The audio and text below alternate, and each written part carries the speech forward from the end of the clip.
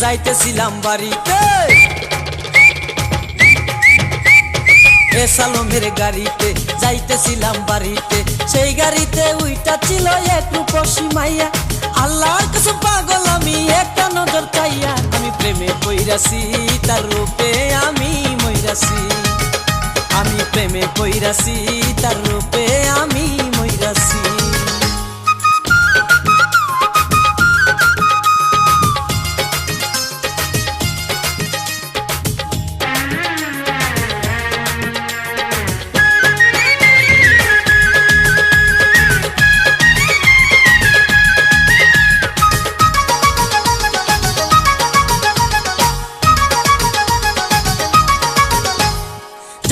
বাড়ি থেকে যাত্রী উঠলো আমার বাসে